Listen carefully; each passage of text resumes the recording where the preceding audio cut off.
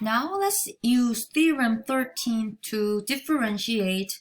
How many do I have here? 9 different functions, and some of them are a little more challenging, but I think the first line is the basic one. So remember, Theorem 13 said that if you have log base a of x, the derivative of that is going to be 1 over natural log of the base times x. Okay, so let's use this theorem. Down here, I have log base 8 of x. So what's that going to be? Derivative of, or can I just go ahead and say dy dx? Oh, I'm sorry, y prime. Y prime is equal to 1 over, and I tend to, I'll write the x first. X times natural log of what? 8. And that's simply it. All right, how about the next one? What's the y prime this time? Y prime is 1 over x times natural log of what? 2. That's simple, isn't it? But what about the next one? Next one right here, I don't have a base written, but don't worry, it's a common log. If it's just log without base written, that's base 10. So how would you write this, or how would you differentiate this? Y prime is simply, again, 1 over x times natural log of 10. That's it. So these were the simple cases. We can just use theorem number 13. A in this case was 8. A in this problem was 2. And this problem, A was not written, but that is just common log. A must be 10. The base is 10 on the last one. So those were too easy. How about the next one? All right, D. What is f prime of x? All right, let me just ignore this -7 for a second, but I do know how to find the derivative of log x, which we just did on the line above, right? So -7, just patiently waiting. But I am now multiplying this by what we got above. 1 over x times natural log of 10. So we can put these two fractions, or we can just put it as -7 over x times natural log of 10. All right, how about next one? Ooh, finally, this looks a little more. Do you see the inside function, right? So here we're gonna have to use the chain rule. It's not just log base 3 of x. It's log base 3 of x squared plus 1. So we're gonna have to use chain rule, and I don't know if we have enough room for that over here. Well, let's try. So what is f prime of x? Well, the big picture is 1 over x squared plus 1 times natural log of 3, right? Using theorem 13. But now I need to multiply this by the derivative of x squared plus 1. I'm writing way too big. Okay? I'm multiplying that by the derivative of the inside function. So if I copy the line above, exactly the same, and now focus on the derivative of x squared plus 1, wouldn't that just be 2x? So the final answer will be 2x on top, and that's getting divided by x squared plus 1 getting multiplied by natural log of 3. So a little bit of chain rule involved, but it wasn't too intensive. All right, let's look at a couple more. All right, how about this one? We're going to say the big picture, the log base 8 of all this will turn into 1 over x cubed plus 1 times natural log of what number? 8.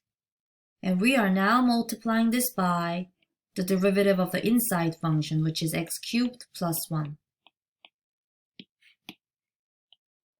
So that is still 1 over x cubed plus 1 times natural log of 8. But now if we differentiate this x cubed plus 1, wouldn't that just be 3x squared, right? So the final answer will be 3x squared on the numerator.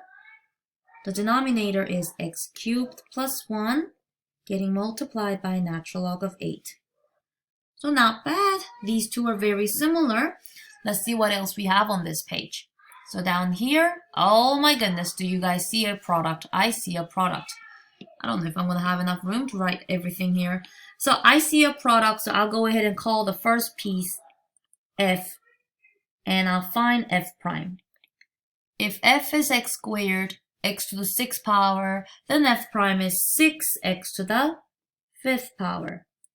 G is log base 10 of x, or common log of x. Then g prime is what? 1 over x times natural log of 10. And we just did that on part C, didn't we? Now we are ready to put these things together, right? So my final, well, not final yet, maybe not, f prime of x is going to be first times the derivative of the second plus second times the derivative of the first. So let's do the product rule here. The first is x to the 6th power. The second derivative is 1 over x times natural log of 10. And I need my plus sign. I should move this work down here so that I have a little more room, right? The next is g, and g is log x. Log x. And lastly, I need to multiply that by f prime. And f prime is 6x to the 5th power. Let's see if we can simplify this any further, okay? So I can go ahead and look at this x to the 6th power getting divided by x to the 1st power, right? That's x to the 1st power. So those two will multiply and give me x to the 5th power on the numerator divided by natural log of 10. And then the next, I don't think I can do anything with it. I'm just going to write this as 6x to the 5th power log x. And to me, that looks just fine. If you want to write this in a single expression, I guess you can, but for me, this is just fine. That is it. All right, let's look at maybe another power rule problem. No, it's not. This looks more like the previous E and F, example E and F, but okay, we'll try this. So f prime of x is going to be, the big picture is log base 8 of all. So I will go ahead and write down 1 over x to the 12th power minus 7x. And we're going to multiply this by natural log of what? 8. And this fraction is now getting multiplied by d dx of the inside function. Okay, so we are using the chain rule over here. So 1 over x to the 12th minus 7x getting multiplied by natural log of 8. And if we differentiate x to the 12th power minus 7x, that will be 12x to the 11th power minus 7, right? So let's just put them on top of each other now.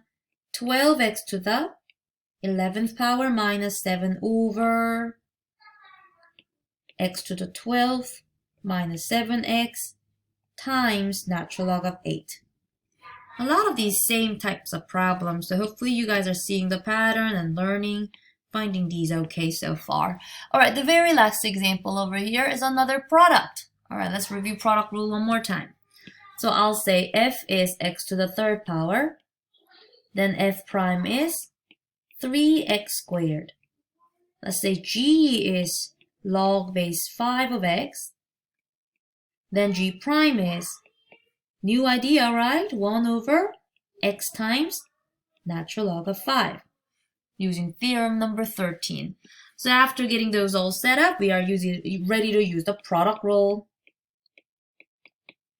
I'm going to use the product rule, which says first times the derivative of the second plus second times the derivative of the first. And we're using that to find f prime of x. So what's the first? X cubed. So I'll write x cubed first. What's next? I need g prime. So g prime is that fraction. So I'll write down 1 over x times natural log of 5. And I'm going to add this by, what's the next term of the power product rule? G. I need g. G is log base 5 of x. And that is now getting multiplied by f prime. And f prime is 3x squared. 3x squared. This looks a lot like the previous one. And maybe I just created a whole bunch of similar problems so that we can get the practice. All right, let's simplify this. What I see is that this x to the third power, this x to the third power and this x to the first power can simplify, don't you think? So if I simplify them, I will get x squared on the numerator by doing 3 minus 1 and over natural log of 5. And I can just put this 3x squared in front of that. Just the style of writing, you guys. Plus 3x squared times log base 5 of x. And that is it. I think I showed you enough examples of theorem number 13 mixed with some product rule review and some chain rule. I hope this was helpful. I'll come back and record. Hey, you know what? That's it for this section. Yay, we are done. We are done for 2.6 now.